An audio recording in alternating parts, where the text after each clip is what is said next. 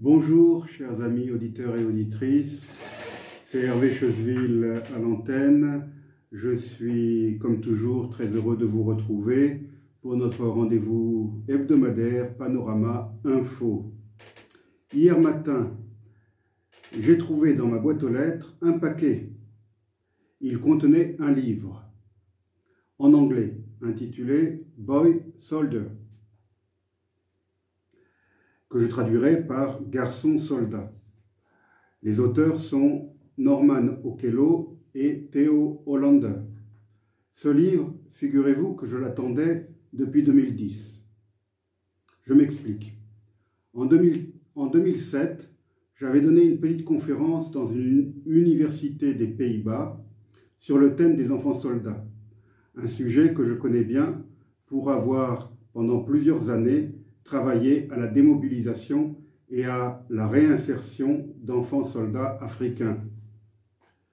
Ce fut d'ailleurs le sujet de mon premier livre, Kadogo, Enfants des guerres d'Afrique centrale, publié chez l'Harmattan en 2003. Parmi les étudiants qui écoutèrent mes propos, il y en eut un qui resta discuter un long moment avec moi après la conférence.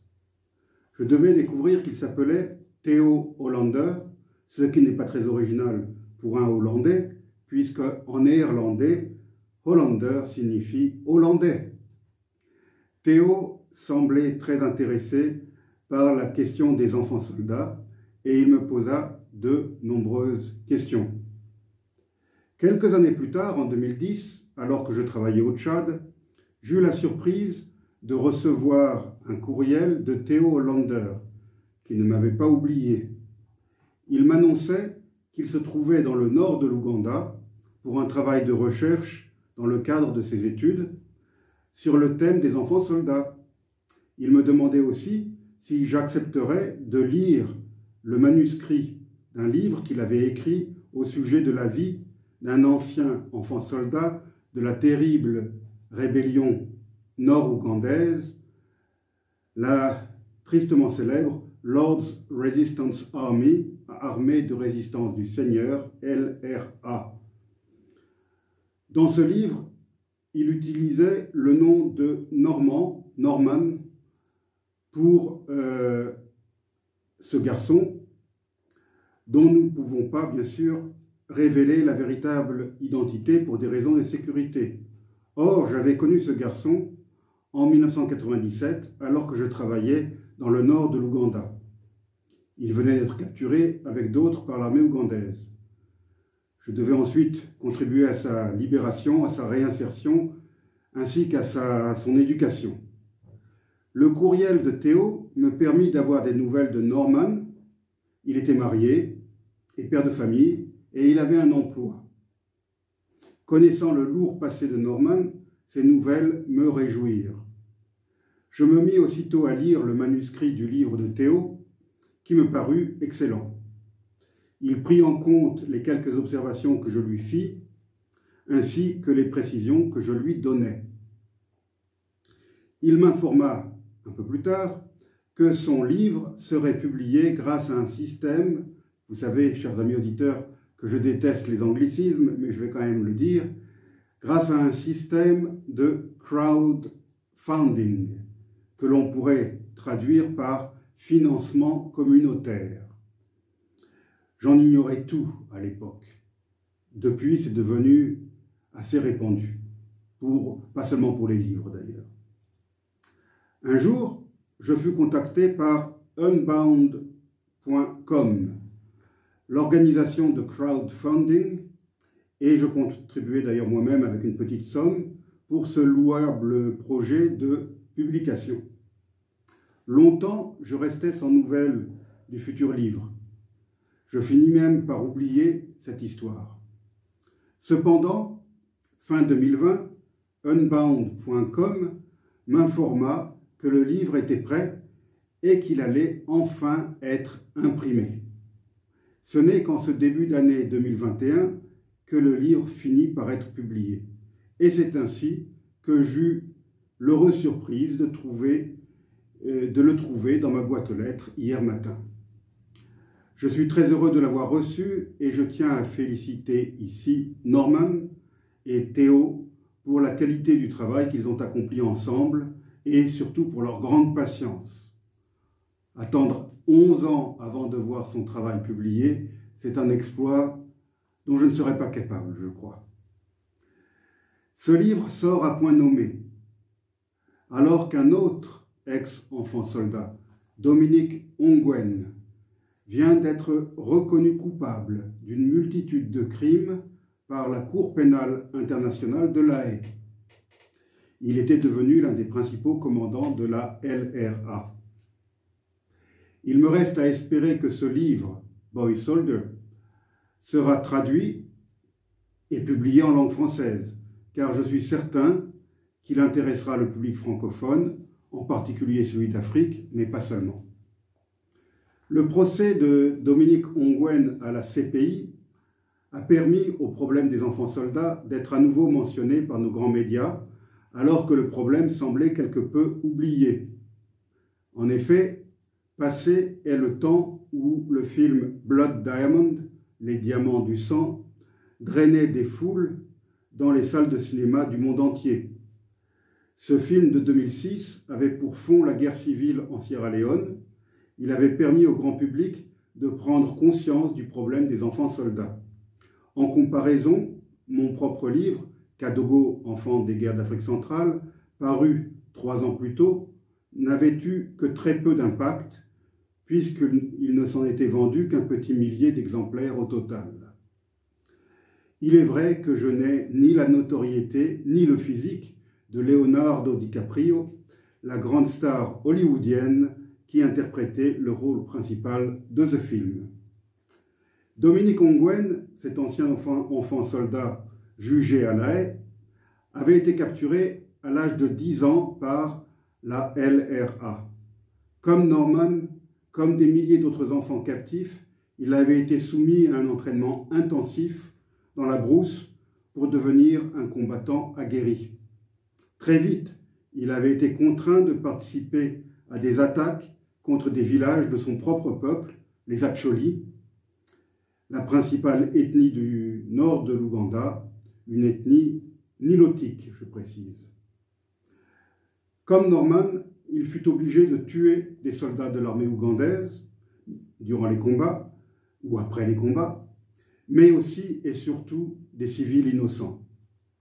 Parfois, ces enfants traumatisés devaient tuer par balle ou à l'arme blanche des membres de leur propre famille.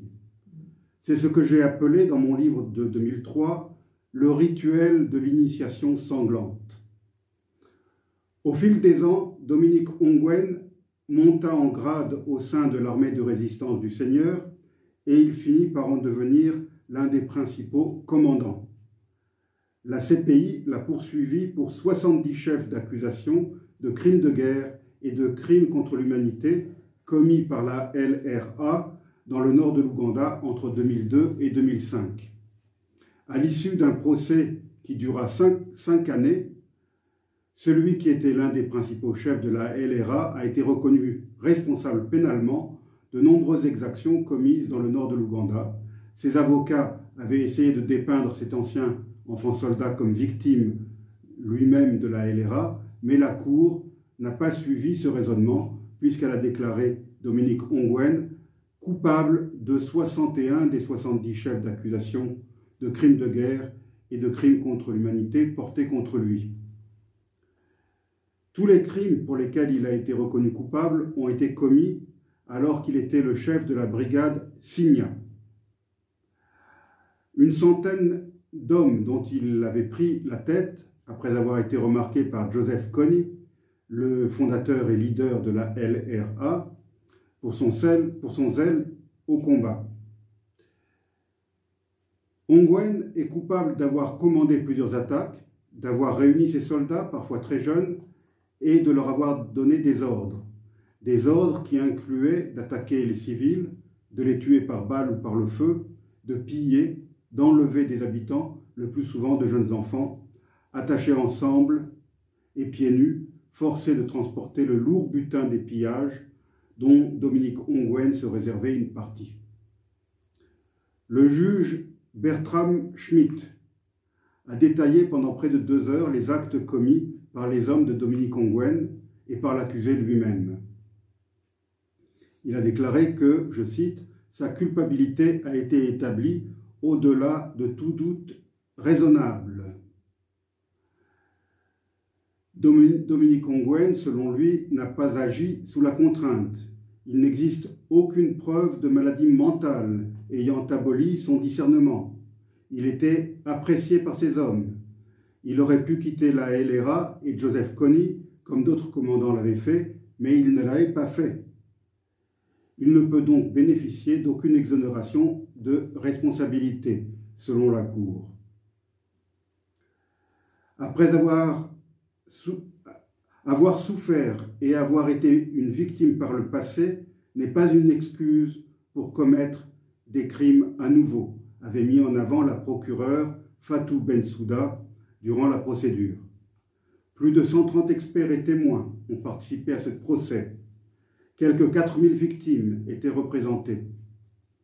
Dominique Ongwen ne s'est pas exprimé au terme de ce verdict, mais son visage marquait une certaine fatigue.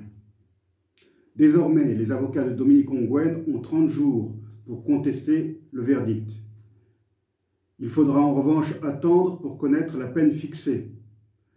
Dominique Ongwen risque 30 ans de prison et on verra à ce moment-là si son passé d'enfant soldat, enlevé à l'âge de 9 ou 10 ans sur la route de l'école et entraîné à devenir un bourreau, une machine à tuer, tiendra lieu de circonstances atténuantes.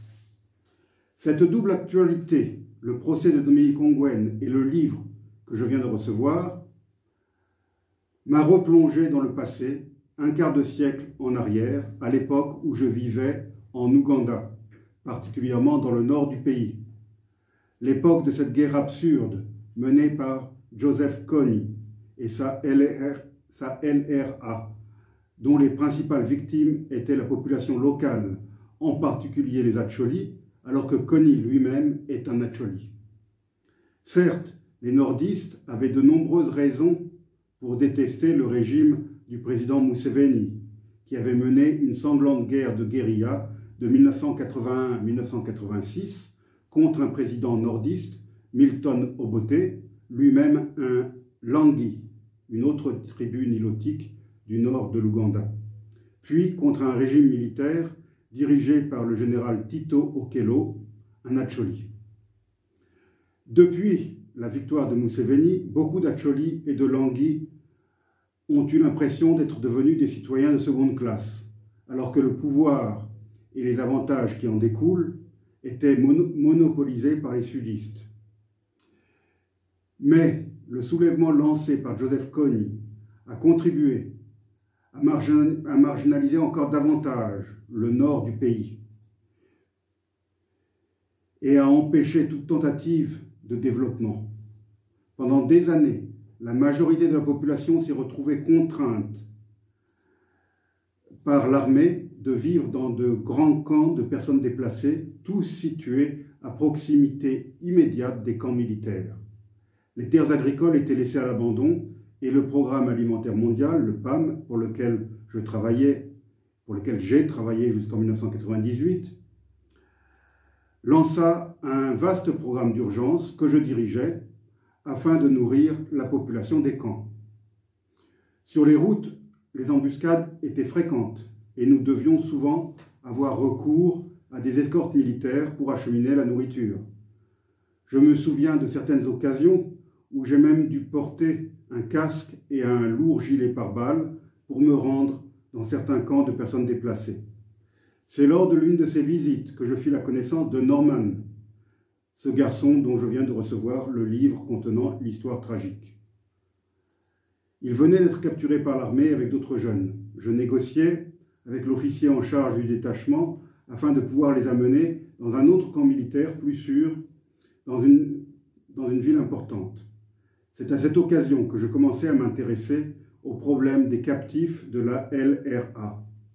1 an plus tôt, un événement avait défrayé l'actualité ougandaise. Le 9 octobre 1996, une école secondaire tenue par les sœurs comboniennes à Aboké, près de Lira, avait été attaqué par la LRA. Une centaine de filles internes avaient été enlevées. Je devais par la suite apprendre que Norman avait fait partie du groupe de la LRA qui avait attaqué l'école. La directrice, sœur Raquel, dont je fis ensuite la connaissance, consacra des années de sa vie pour obtenir la libération de ses filles, allant jusqu'au Sud-Soudan pour négocier avec les chefs de la LRA dans leurs bases arrières, au péril de sa vie. Ce n'est qu'en 2009 qu'elle parvint à faire libérer les dernières filles. Certaines ont malheureusement perdu la vie en captivité, soit de maladie, soit tuées par les rebelles de la LRA. Depuis, cette Italienne, la sœur Raquel, est devenue supérieure générale des sœurs missionnaires comboniennes à Rome et en 2011, elle a reçu le prix Pakis pour sa bravoure extraordinaire. En 1999, je fis la connaissance à Kampala, la capitale de l'Ouganda, d'une journaliste belge de passage, Els de Timmerman. Elle était intéressée par la question des filles d'Aboké et des enfants soldats. Elle visita Aboké et l'école, rencontra la sœur Raquel et de mon côté, je lui présentai Norman. Sur la base des informations recueillies, elle publia un livre, d'abord en néerlandais, des Meisjes van Aboké, les filles d'Aboké, qui fut ensuite traduit en anglais et en plusieurs autres langues. Ce livre racontait l'affaire des filles d'Aboké et l'histoire de Norman. Mais je devais vite découvrir le parti pris d'Els de Timmerman en faveur du régime du président Museveni, et son livre, auquel j'avais pourtant collaboré, manquait beaucoup d'objectivité. Il donnait le beau rôle à l'armée ougandaise, qui était pourtant loin d'être exempte de reproches. J'ai donc accueilli avec joie l'initiative de Theo Hollander, qui, avec son livre Boy Soldier, a rétabli la vérité sur cette terrible période. Tout cela m'a aussi remémoré la période durant laquelle, entre 1998 et 2000, j'avais dirigé un centre orthopédique à Goulou, la principale ville du nord de l'Ouganda, pour le compte de l'ONG italienne AFSI. Cette expérience me permit de découvrir une autre sinistre réalité de la guerre menée par la LRA. Ces guérilleros faisaient un grand usage de mines antipersonnelles qu'ils plaçaient principalement à proximité des villages ou des camps de déplacés, dans les champs ou autour des écoles et des points d'eau, faisant de nombreuses victimes parmi les paysans. Ce sont ces victimes qui, après de longs séjours à l'hôpital, nous étaient envoyées au centre orthopédique. Nous produisions des prothèses et nous rééduquions les amputés après leur avoir donné ces prothèses. Certains avaient perdu les 2 jambes. Les cas qui me frappèrent le plus étaient ceux des enfants. La plupart, du fait de leur petite taille et de leur faible corpulence, ne survivaient pas à l'explosion des mines sur lesquelles ils avaient posé le pied sans le savoir. Mais ceux qui survivaient sortaient de l'hôpital encore plus handicapés que les adultes. Je me souviens de George, un garçon de 13 ans, qui avait perdu les 2 jambes et le bras droit. Nous l'équipâmes malgré tout de jambes artificielles qui ne lui furent jamais d'un grand secours, faute de bras droit pour pouvoir utiliser des béquilles. Je suis encore en rapport avec George, qui est maintenant un adulte, qui a fait de brillantes études à l'université et qui se déplace avec un fauteuil roulant électrique que lui ont offert des bienfaiteurs italiens. C'est cette expérience unique dans le nord de l'Ouganda qui m'amena à vouloir témoigner, puis à écrire un livre qui fut publié en 2003. Aujourd'hui, Joseph Kony est toujours en liberté. Finalement vaincu par l'armée ougandaise, il a déplacé ses activités de terreur au Soudan du Sud, puis dans le nord-est de la République démocratique du Congo, et enfin en Centrafrique, où il continue à opérer de nos jours, toujours en utilisant les mêmes stratégies de pillage, de tuerie et d'enlèvement d'enfants. À La Haye, on a jugé et on va condamner, je dirais, quelqu'un qui était une victime, qui est devenu un bourreau et qui n'était finalement qu'un comparse. Car le véritable coupable, Joseph Kony, nous l'avons vu, est toujours en liberté et il continue à assassiner et à kidnapper. Voilà, chers amis auditeurs, les souvenirs que je voulais partager avec vous à l'occasion de la sortie de ce livre Boy Soldier, que j'avais déjà lu en tant que manuscrit, mais que maintenant je vais relire en tant que livre, et dont je recommande bien sûr la lecture pour ceux qui connaissent la langue anglaise. Pour finir, et avant de vous quitter, nous allons écouter de la musique traditionnelle Acholi, que j'ai tellement souvent entendue lorsque j'étais invité à des cérémonies traditionnelles de danse. Voilà le rythme des tambours Acholi.